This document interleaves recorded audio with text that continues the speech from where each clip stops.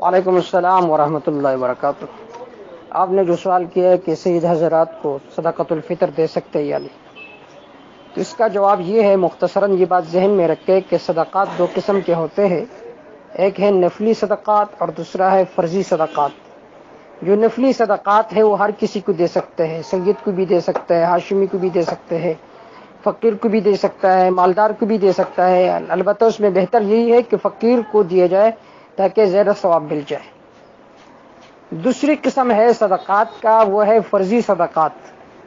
تو جو فرضی صدقات ہے وہ اس میں زکوٰۃ بھی آتا ہے، اسی طرح سرسایہ بھی آتا ہے۔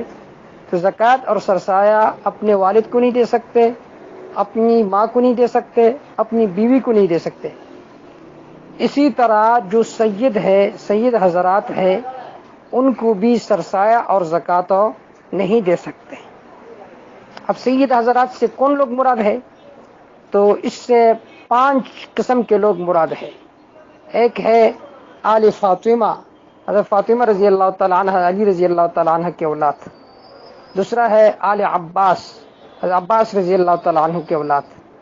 اور تیسرا ہے آل جعفر، حضرت جعفر رضی اللہ تعالیٰ عنہ کے اولاد۔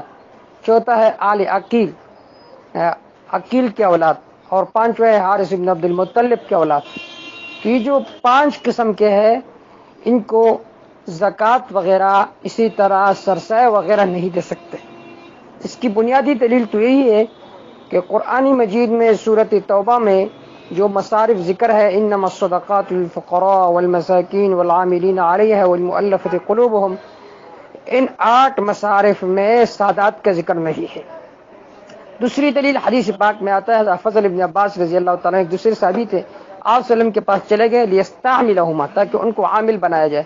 آپ صلی اللہ علیہ وسلم نے فرمایا کہ انما ہی اوساخ الناس، جو زکوٰۃ ہے یہ لوگوں کا میل کچیل ہے، لہٰذا اس بنا پر سید حضرات کو زکوٰۃ نہیں دے سکتے، اگرچہ بہت غریب کیوں نہ ہو۔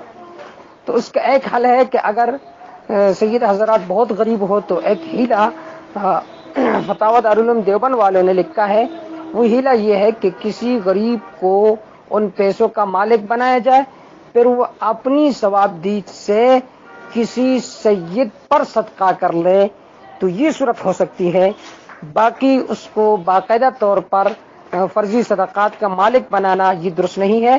البتہ جو دوسرے نفلی صدقات ہے، ان مدات سے ان کی مدد کرنی چاہیے، اور یہ باعث سعادت ہے کہ ان کی مدد کی جائے۔ نفلی صدقات سے فرضی صدقات ان کو دینا درست نہیں ہے، چاہے وہ زکوٰۃ ہو یا صدقۃ الفطر ہو۔ واللہ اعلم بالصواب۔